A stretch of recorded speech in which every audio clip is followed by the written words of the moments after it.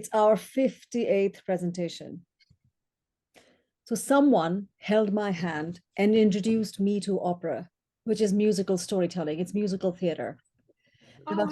This happened about 5 years ago. And so from those initial 5 or 6 performances at the Lyric Opera of Chicago, I fell in love with this art form.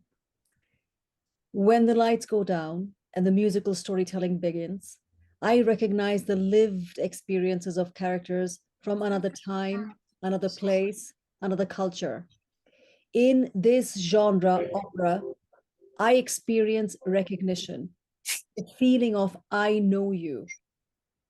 That is effectively empathy, because that is what opera elicits. It elicits compassion and empathy. It pulls me out of myself and it bursts me open because I encounter scenarios I had never experienced before. And so it allows the world in. And so for me, opera is humanity. In some case, if you look at the proverbial test war horses of opera, you will see that there's diversity built into these stories because it reflects the world on the opera stage when these are performed. So, for example, Massenet's Thais is set in Egypt. Bizet's Pearl Fisher was set in Ceylon, which is now modern day Sri Lanka. Mozart's The Abduction from the Seraglio is set in Turkey, which is the Ottoman Empire. Delibes' Lakme, which is set in India. And then if we now look at Puccini's Turandot, it is set in China for most of the time. Whenever they do these productions, they seem to have set them in China. Although considering the story is based on the Persian poet Nizami's opus Heft Beggar, perhaps the setting should be more Iran and Persia, because Turan Doktar means the daughter of Turan. It is a Persian tale. And the world-renowned artist Ai Weiwei was the director, the costume designer, the set designer for this year's, and he was also the video recorder for this year's Turandot in the opera in Rome. And again, this wasn't Persian flavored, as you can see, because I wondered, did he not know the back history? Did the dramaturge not do that history? Because I'm sure it would have been presented in a different sort of way. But one does infer that he's setting the story in a global context, as the map on the world, which is the stage, depicts. And it is on this global stage, literally, that the characters appear. So what is interesting here is the backdrop. Digital technology allows for a very picturesque backdrop that is continuously changing. And when that director is Ai Weiwei, you're in for wonderful surprises. Because Ai Weiwei's artistic signatures pepper the design. For example, what is shown now, if you count, there are 12. 1, 2, 3, 4, 5, 6, 7, 8, 9, 10, 11. I missed a count. There's actually 12 in there. They're representing the 12 signs of the zodiac as the costumed headpieces for this version of Turandot. So, for example, you see Chinese year of the rooster, year of the dog, all of them, etc. And some of you in Chicago, as I had done a few years ago, might have seen his art installation by the Adler Planetarium. You can see the zodiac signs installed right there. And so this is what is being reflected as the headpieces for the costumes for his version of Turandot. So now this proverbial exotic East has long fascinated the Western world. And that has been reflected in opera for a very, very long time. There are many operas, the war horses notwithstanding, that reflects the East. You know, you have Madame Butterfly, but you also have Yasonda. You have many operas based on the exotic Orient. In this case, what is being shown is David's opera La Rook, which had been staged in Washington, D.C. around 2008 and has been performed earlier this year in Ireland. So this opera presents a story of an Indian princess. The story is by Moore, and he bases the princess as to be the daughter of the Mughal emperor Aurangzeb. And she is betrothed to the king of Bukhara, which is now modern-day Uzbekistan, in the story. But this is what I found very interesting. Out of respect, to avoid cultural appropriation, the Wexford Opera Festival altered the costumes. And so the Easternness is eluded by the tea, the porcelain sets, I'm going to point out all these porcelain sets, that's what's referring to the Easternness of this opera. And they were doing it out of respect.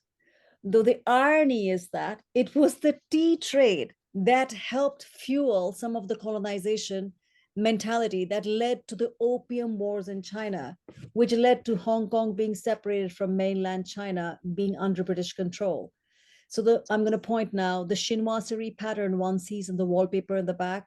All of that is alluding to the tea trade to show the Easternness of this opera, because the company did have a very respectful vision, and I applaud their efforts. It was a very honest effort.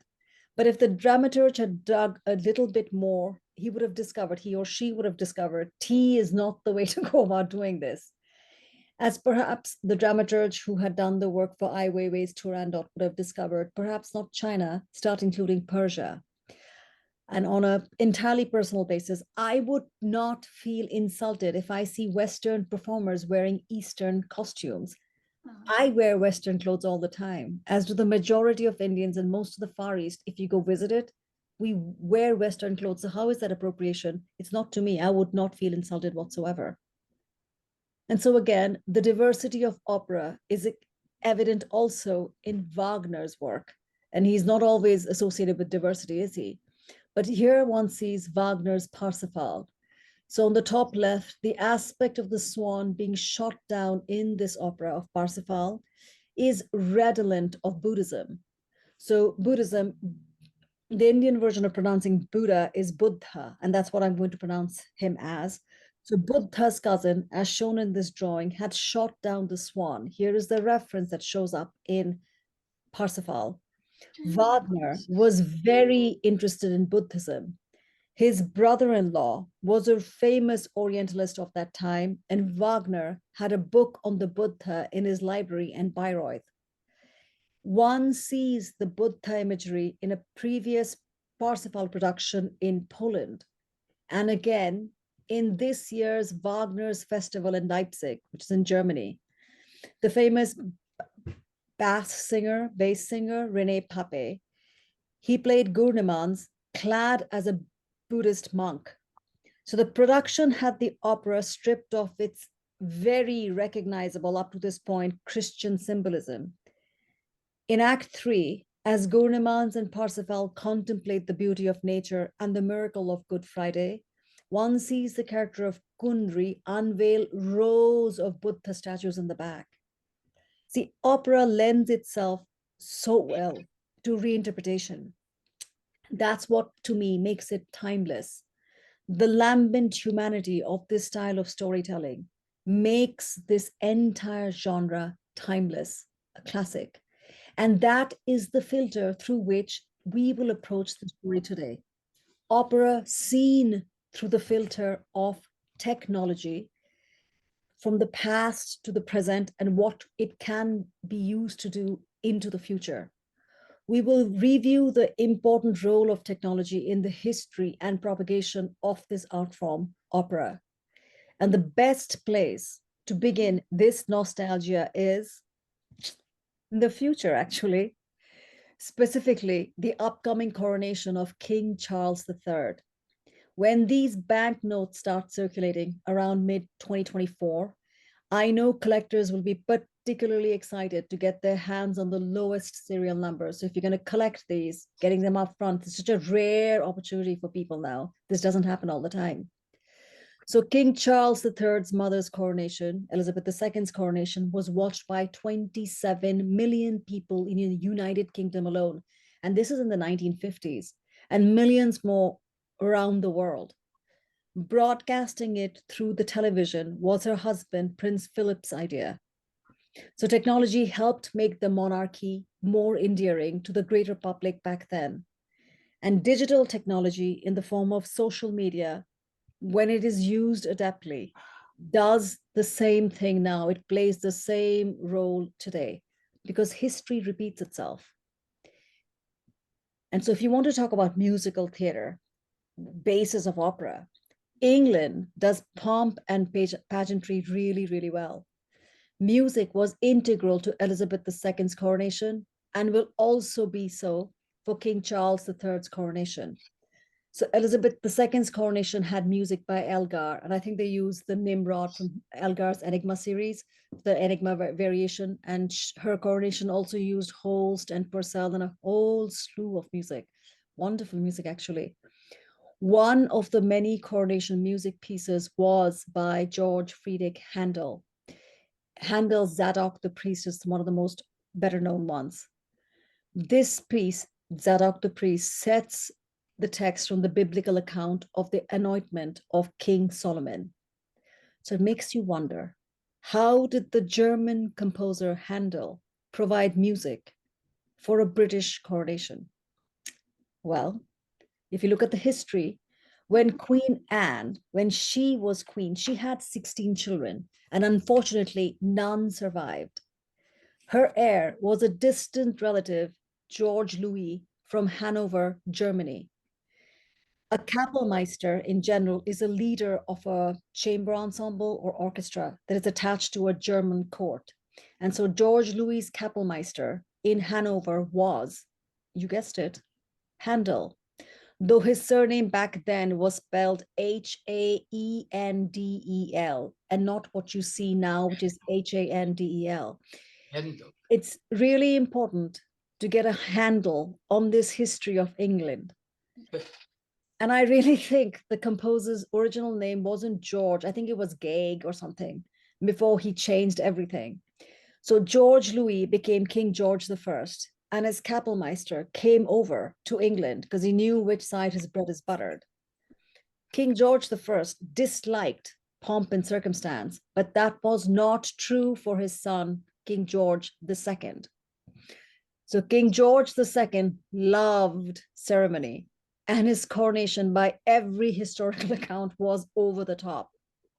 The music directors in England's Chapel Royal and St. Paul's Cathedral was not happy at all that Handel was commissioned to create 4 anthems for King George II's coronation. What do you suppose King Charles III is doing now for his upcoming coronation? Don't you think that'll be so interesting? I think so. His selection of music, let alone everything else. No doubt he has someone of Handel's caliber, of musical theater, of musical craftsmanship in his team. Because Handel knew how to deploy his instruments, his oboes, his trumpets, his compositions had lots and lots of instruments. I don't know if you remember, but hopefully you can recollect from a previous presentation on our series on architecture, we had touched that the church has a deliberate architectural structure, the nave representing the divine space for inner, higher contemplation. So if you keep that in mind, included in George II's coronation procession from Westminster Hall all the way to the Great West Door, because it's you're walking down that long corridor of the church architecture, would be the House of Lord, the judiciary, the clergy, the choirs, the Chapel Royal, the Westminster Abbey choir, all of them, you name it, they would all be working. There would be a ton of people here. The trumpets would herald them, and the trumpets would be playing for fanfare. I think that's why Handel's very cleverly does not include trumpets in his first and fourth anthem for his coronation series. Trumpets would have had to usher in the royal party and then get back by the door on time to really play them out. So he had to stage all of that very carefully. So during the coronation itself, the anointing of the ruler is when Zadok the priest is performed, calling to mind the anointment of the wise King Solomon.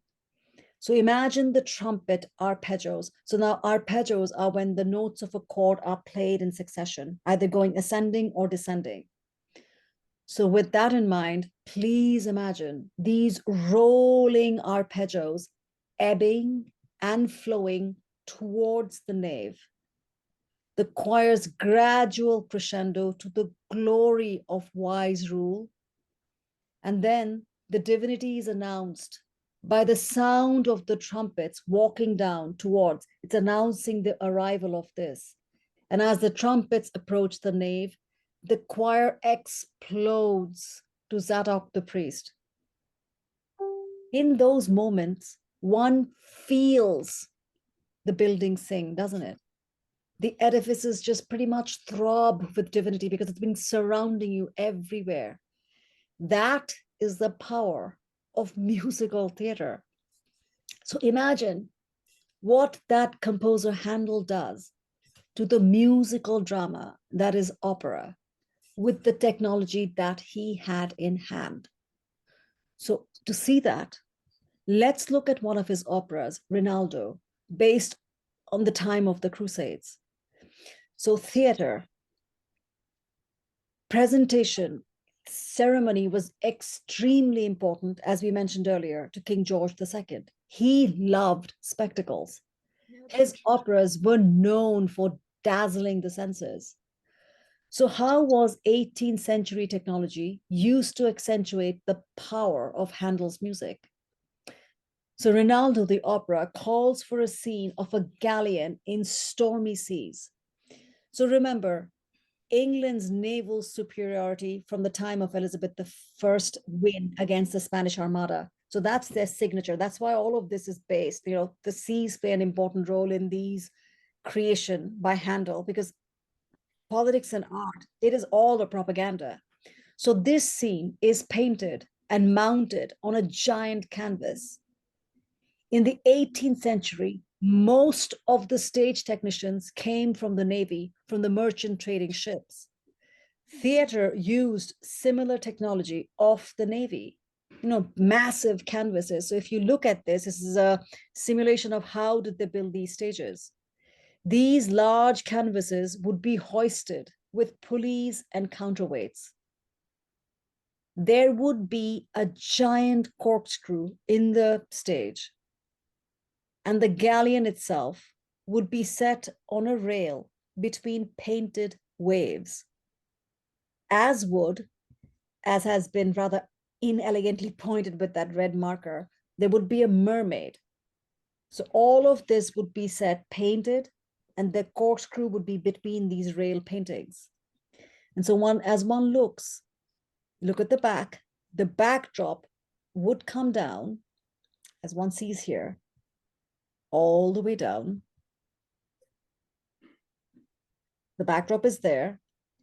And so now the corkscrew would turn. And as it turned, it would give the impression of wave. So that's how this works. And so the ship would be moving back and forth. It is rather impressive what they managed to do with what we call rudimentary technology, but it was technology nonetheless. And so this is the essence of 18th century technology for opera staging. So now add to this the aspect that's important to our stagecraft now, lighting. And with the correct dimness of lighting, this entire set would look remarkably realistic. So if you look at it now, this was done. Stagings like this adorned the courts of Europe. Definitely the French courts, because the French royalty loved mechanical things. But I always want to expand and show things one doesn't expect. So I'm showing now the staging in the Czech Republic. And this was set in their very famous hall in Prague. And if you look at it now, it's that same hall dwarfed by the vaulted ceilings and the massive chandeliers. One can easily envision the many feasts and performances, obviously, that would have been held here. This is where the stagings would have come in. This is where the operas would have been held. And the music would soar up. Whoever this is, would you please mute yourself? Thank you. So the architecture where these operas were staged mattered deeply. And in the case of this photograph, the architecture was the stage. So this entire castle was the stage, because within the walls of that castle were illustrated the old Norse saga Edda, and is Edda from which the stories were taken by Wagner to base his Ring Cycle. And so this cliffside castle was commissioned by King Ludwig II of Bavaria around 1868. And this very young King Ludwig II, he was besotted by Wagner. In fact, he's the one who pretty much provided the funds for Richard Wagner to build that temple to his opera, Bayreuth.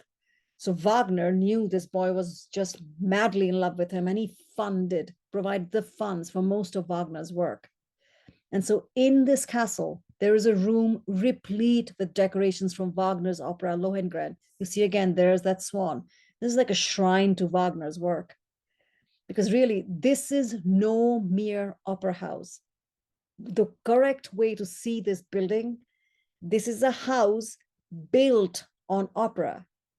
And the relevance of opera in your life will become apparent in just a second when you realize that the Disney's Cinderella castle shown on the right is based on this exact castle, the Neuschwanstein castle in Bavaria in Germany. This is what it's based on. So operas played a role in the lives of people you know, children you know, grandchildren you know, for sure.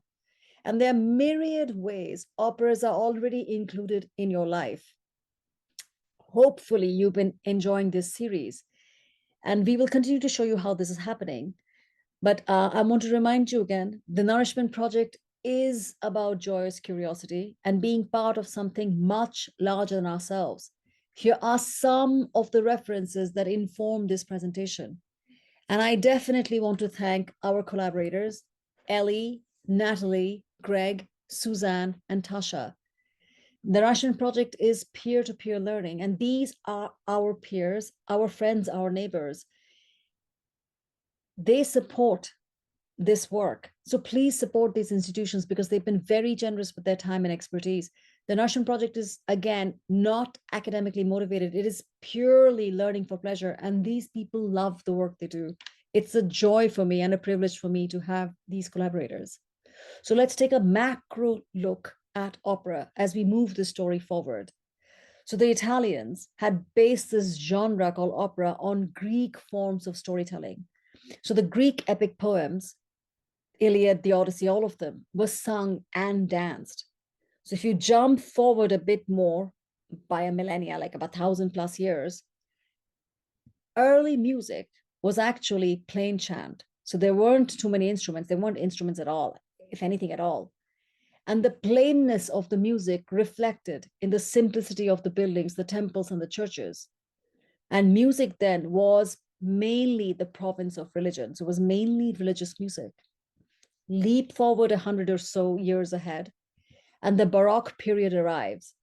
And the Baroque artists such as Rembrandt and Caravaggio painted using the technique called chiaroscuro, which is a method that uses shadows and a single light source to create depth and drama in plastic arts and paintings. And so what is shown to be true during Baroque period in the painting is obviously reflected in their architecture. So the drama shows up on the buildings as well. From plain walls, you see all these ornamentations on the buildings. The outside walls are fancifully decorated. And then take a look at the insides. It reflects even more. But the most glorifying tool of God was music. Thereby, the ornamentation in this case was through instruments. So the instruments shown here, they provided the accompanying ornamentation to the previous plain chants. And so pull that through, plain chant music, the singing becomes even ornamented. In comes these ideas of coloratura, the trilling, opera singing gets ornamented. The sound of music becomes ornamented. Music as staged. How do you want it to be staged? And this is reflected in the operas. The technology here are the instruments themselves. So if you look now and imagine, how is this happening? The clavichords, the harpsichords, the violins, the violatic gambas, all of these musical instruments, they are actually technology because they are based on the properties of physics, the tuning, the resonances. These are all just absolutely gorgeous technology because music is sound wave technology anyway. Music used to be taught along with mathematics in classical education. It is not as it has been dumped into humanities now. So if you add this same vein of thought, the performing venue has leapt from open air Greek theater to private salons in royal courts. So do you see how this is happening? Everything is shifting. Technology is moving it forward. The technology in buildings, the technology in musical instruments, the technology in the singing itself moves forward.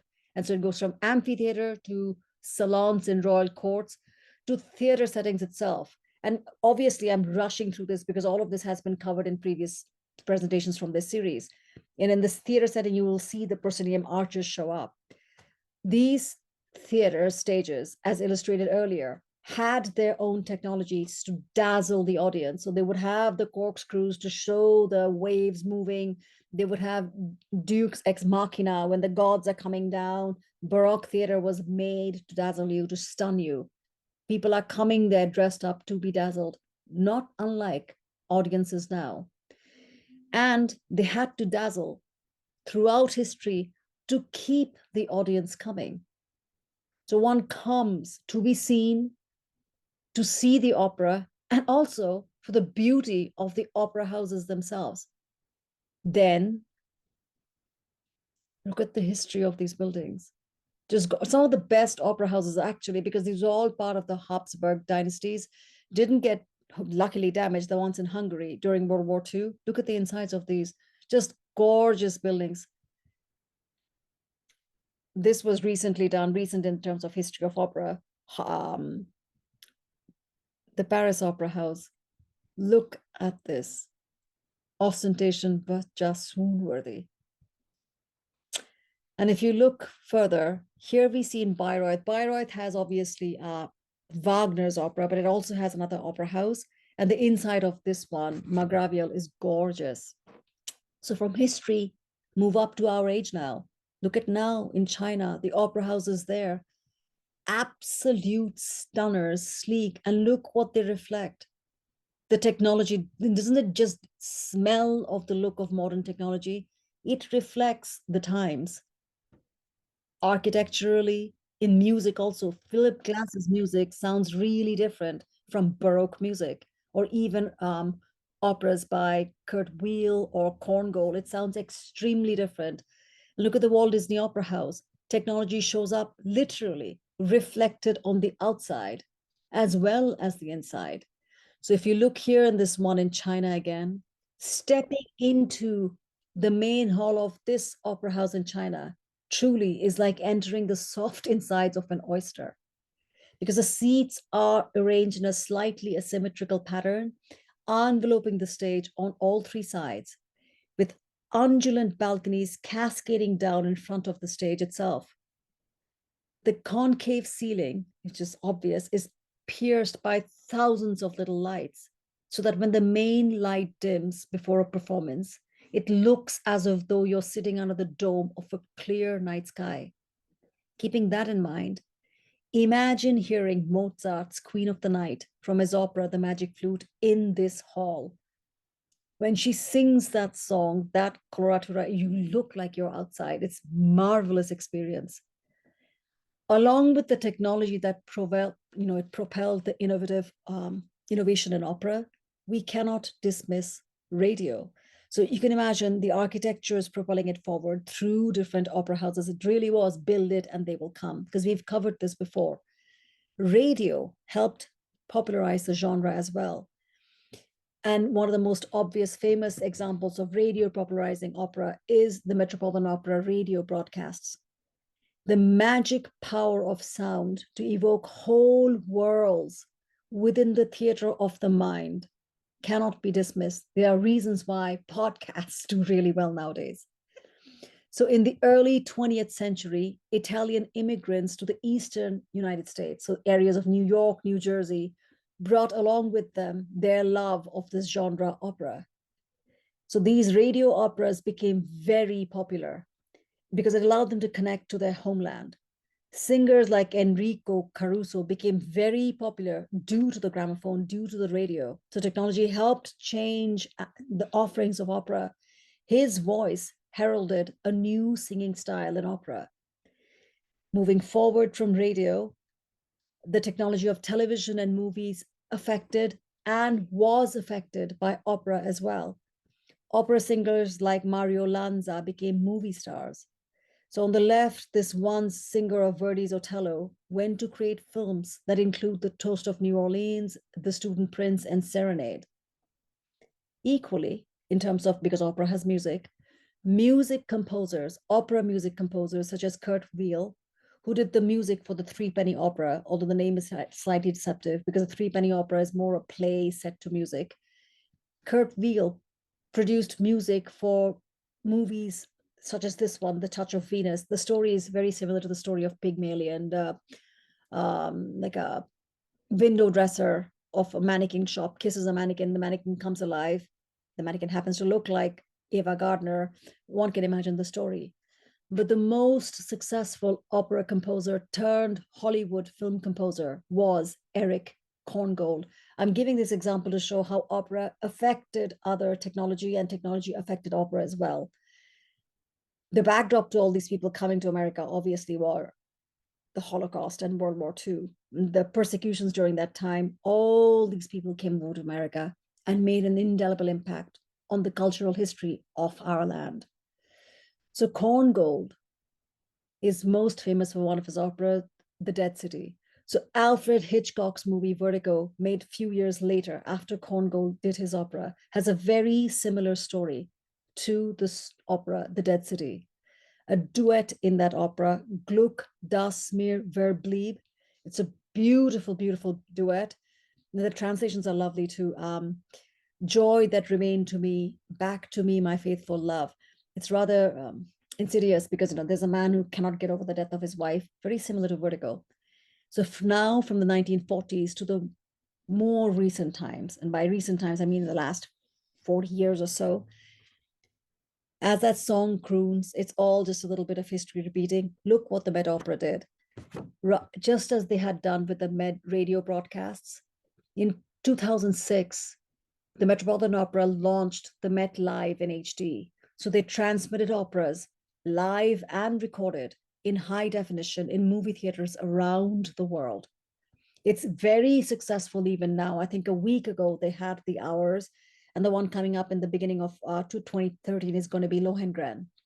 And the success of the Met Opera, the Met Live series, imitation is a form of flattery. It's been copied by the London's Royal Opera House as well. And until before COVID, I used to drive to Highland Park Theatre to watch the Royal Opera House offerings. They were great productions. I just like to get more and more exposure. They no longer play there, which is unfortunate. Too bad. For this season's lineup looks really great because you can look up all this online. And guess what? Technology is ever adapting. The digital streaming services has been a manna for heaven for someone like me. So, for example, if you don't know this one, Art TV, so that is ARTE dot TV, broadcasts operas from most of the major European houses. So you can get them free.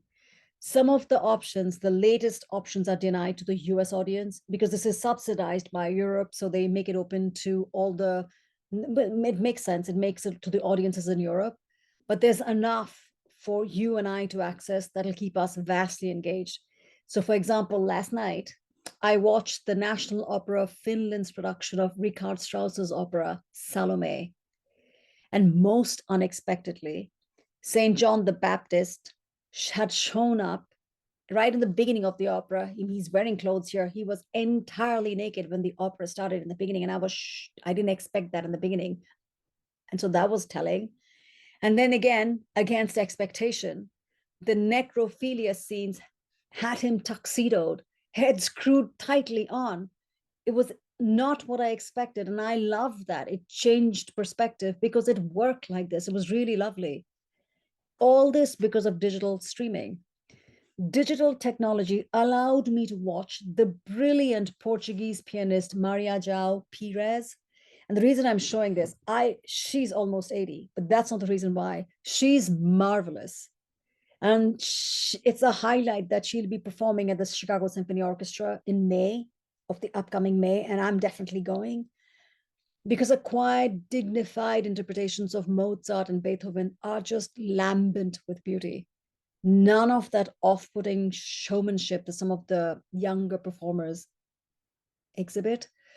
So art TV, it's these digital services that allow access for me to marvelous performances across the world, at least the European world. And I hope that the impact of technology on opera up to now has been communicated, because the point for the rest of the presentation is, what about the future? Isn't that the big thing? This concern of people have, rightfully so. How is this genre of opera going to be preserved? Well, this juggernaut that is social media, how is it going to affect the world of opera? Because every previous technology, radio, TV, movies, has made an indelible impression. TV affected composers to go into a different genre. They went from opera compositions to television compositions to movie compositions. AMC opened up operas, not just because of price, but because of easy access, opened up operas to a newer audience. So, what is happening now with social media? History repeats. Just as the opera composer Eric Korngold composed for Hollywood, the opera composer John Adams, he of Nixon in China, The Death of Klinghoffer, I think Dr. Atomic, the opera composer composed for a film, Io sono amore, which means I am love. This Italian film is draped in golden filigreed visuals. One almost imagines arias as the backdrop for such sumptuous table setting shots. It's a gorgeous movie to look at. I mean, really, the visuals are jaw-droppingly beautiful. I wanted those green goblets. It's superb. But in the movies, real operas are often used or has been used as backdrops. Tosca from the 2007 Bregenz Festival is seen in James Bond's Quantum of Solace. I know somebody who went to Bregenz last year and is about to go next year. Well, you see, it shows up in my presentation because of you. Any of these movies may be found on the streaming channel Mubi.com. That's Mubi. If you don't know of this site, it's quite interesting. You can watch movies from everywhere. It's much better than Netflix because they show a lot more things. It's better than, I think, Amazon, although I watch movies on those as well. So here is Jimmy again. You can see James Bond with that backdrop of that Tosca set itself. So they used it as part of the storytelling. Now, Puccini's Tosca shows up again in unexpected places, like the very popular video game Hitman. So in this particular version, you as the player, you're like the avatar, enact an assassination during the performance of a staged opera. So you play the character, not Agent 007. The character in this video game is called Agent 47. So as the player, you're going to be playing as the assassin, Agent 47. You are required to assassinate two targets during the rehearsals of the opera Tosca set in the video game version of Opera Garnier, the one in Paris. Can you believe that? It's really cool how they research and put this all in here. So one of the characters you're designed to kill is a tenor playing the role of Cavaradossi from the opera Tosca. That is the name of an actual character in the real opera Tosca by Puccini. So in the opera Tosca, Cavaradossi is killed in the third act. What's fascinating is that sound is critical for engagement in video games. And unlike in real opera, where sometimes one's attention flogs, especially when the singing may be too diva-like for the plot, when the singer just takes himself or herself to be too important and ignore the rest of the surroundings. In those cases, sometimes my attention flogs. But unlike in an opera setting, in a video game setting, you cannot afford to disengage even for a second, because if you do, your character can die. So you're cued to sound every second like a bat. And there in this video game, there's a particular window, both in space and time, where the assassination can be successful. I marked it with that red. And so as it's marked on the score, if I'm the player, if I snooze, I lose that gap to successfully kill who I'm supposed to kill to move on with the game. So music is crucial in video games. It prompts you. Just as in opera, music is critical. There are many similarities in here, underlying similarities that are important to realize. And ironically, also in a very clever way, this opera sequence toys with his nested fictions, especially the confusion about real death and actual death, the fictional death and actual death, which happens on both levels, both in the story of the Tosca opera and in this opera, in this video game. Because in the opera Tosca, once, Tosca thinks this initial shooting is a fake. She thinks the shooting didn't happen, whereas it did in that story. Her lover did die. She thought he was play acting. And in this video also, this character is made to make the hitman believe he's play acting, but he died as well. So they very cleverly build in these things. The reason I'm saying this, you'll be surprised at the plots of the opera that some of these young people who are playing video games, they're well aware of. In fact, they may be more familiar with the opera Garnier setup, the physical setup of it, by playing games than you and I might be without even stepping foot in there. So in the hugely popular video game Assassin's Creed, the version 3, part of the music is from John Gay's opera, The Beggar's Theatre. So the Assassin's Creed games take place primarily in historical settings. So at the start of the third game, Assassin's Creed 3, the player, which is going to be you as the avatar, adopts the role of Hytham Kenway, a nobleman attending a performance at, again, another famous opera house, Theatre Royal in Covent Gardens. And this one is set in 1754. As the player, you're going to direct your avatar, Kenway, to sit down. The music, and when you sit that character down, because you're controlling everything with your mouse or joystick, whatever you're playing with, your remote control, the music skips to the final chord from that overture in the Beggar's Opera. And it's right before the first ballad, through all the employments of life. So that starts cueing. So the player is going to be cued to the signs being given, when to shoot. So Kenway's target, which is going to be your avatar's target, is a member of the audience sitting in one of those boxes in here. And so you, as the assassin, I'm going to point to you, there's your avatar. You must make your way away from the stall seat on the stage right to the box on stage left by sneaking across the top of the stage, using the gangways and clinging to the suspended scenery while the opera is being performed below your avatar. You see, opera in unexpected places. It's really cool how this is happening, because the power of opera to engage has been obvious to the gaming industry for quite a while now. So Final Fantasy is one of the older video game series. And so operatic music had been scored. So they scored operatic sounding music for this older game, Final Fantasy IV. If the player's attention disengages even for a second, the character dies. Anything that might risk player disengagement is avoided in video games. It is for this reason that the opera scenes are so sincerely and earnestly deployed. No moment of rupture or tension is allowed in the video games. They're just very careful about this. Operatic scenarios encourage engagement in a way that really accentuates the experience for these video game players. And the reason I'm sharing all this is one really hopes that opera board leadership knows how to mine this future audience for audience development, because they're really familiar with all this. There is absolutely nothing lowbrow about video games, especially the ones now that has virtual reality. I know these because my kids play once in a while, but I allow them to. And the experience is remarkable, because look, behold the world of esport.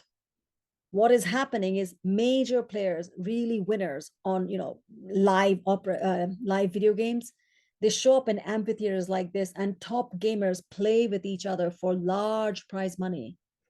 So settings like this, chances are highly likely you would hear operatic themes and leitmotifs and even scenarios. You'd be like, wait, I know that. I recognize the scene to be from Tosca. And look, the sheer numbers, both finance and audience, should widen the perspectives of every opera house board leadership. It's you can mint money off this and an audience, because this technology is forming the consumption capacity of the future audience. How will you bring these people to your recushioned velvet seats that you have in the opera houses? They're waiting to be encouraged to come in because they'd get exposed to opera just naturally in something that they like. I mean, I realize opera houses are trying, and I applaud the efforts because I looked. Lyric opera has TikTok videos, and they are cute. And I'm glad there's a focus on social media. Lyric opera does it. This is from Com Diori, as does the Met. So TikToks, for those who you may not know, and I'm sure you all do, they're tiny. They're like the video versions of Instagram. So you get to put in 15, 16 seconds. Usually these videos are very small. Generally 15, 16 seconds are the time duration of them. I've seen one that's almost a minute. And so in here for the Met is the countertenor Anthony Rod Costanzo really broadcasting how his entire body is waxed for his role in the opera Akhenaten, because he plays the title character. Music fans can also go to these sets to see, TikTok videos of live rehearsals, which is sweet. But catering to an attention span of less than a minute, will that sustain their interest of this audience who comes to TikTok for a 2-hour opera? Makes you wonder, doesn't it? Will the opera companies, when you commission operas in the future, are you going to adjust for this gnat-like attention that is being indulged by TikTok and stuff like this? Because personally, I am thrilled at the visual possibilities digital technology allows for this genre opera. So if you look at this opera, the only thing that's going to be changed, besides the costumes, very cost effectively, is the background. And the cost matter because opera is a very, very expensive art form. I'm finding out. Digital backdrops expand artistic capabilities with financial efficiencies because you can just change the scene on a computer and make adjustments as you go along. It's really brilliant. Be it Rossini's operas or even Verdi's. I mean, this one, Aida, they had these golden snakes writhing through the backyard. I was thrilled to bits. You simply change the backdrop for immediate effect. And so you keep the audience completely engaged because you're constantly giving something new. New opera commissions are well aware of this, the 7 Deaths of Maria Callas. And in this one, you have 7 different singers playing made up versions of Maria Callas' death. And so when you use the term, and I use the term, for example, obviously, one can guess why I use the backdrops of snakes.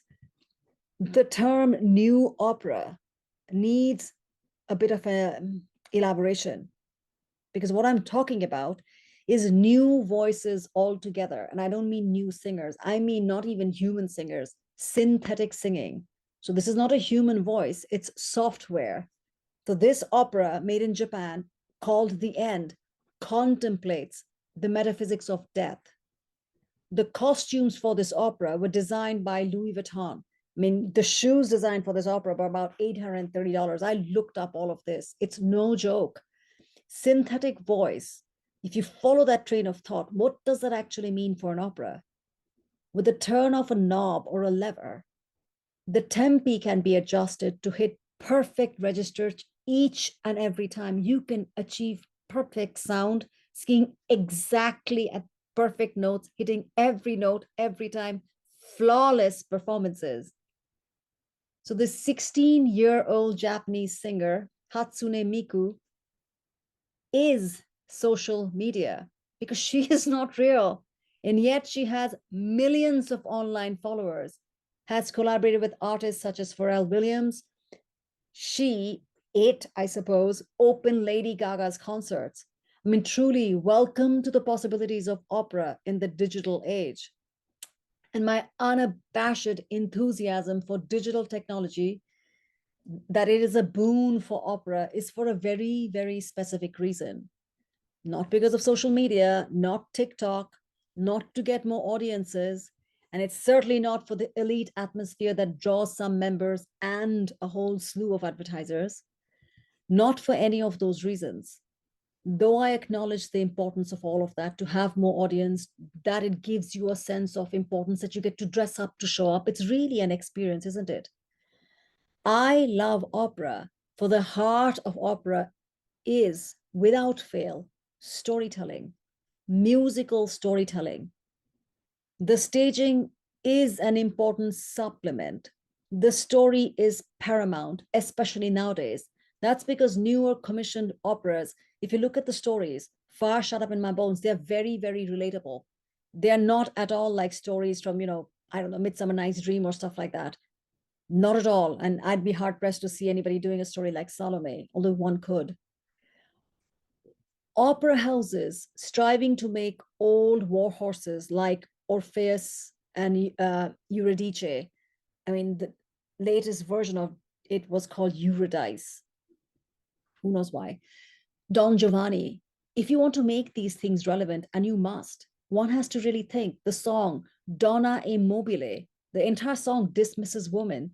This will not go down too well with your newer audiences who are of my daughter's age. And my daughter does go to opera reluctantly, but she does show up. She has seen at least 6 or 7 operas in her rather short life. And she'll see more, much to her dismay. I'll drag her to it. One has to remember the young today are very bold, they're acquisitive and carnivorous in ways that just surprise and delight me. They will not tolerate songs like Donna e Mobile at all.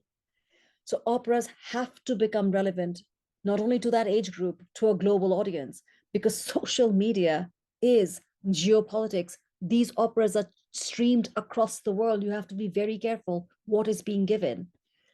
Because look what happens. Why do I care about these streaming medias? The digital world of opera, fed on a steady stream of world-class operas, thanks to RTV, thanks to all of these other ones.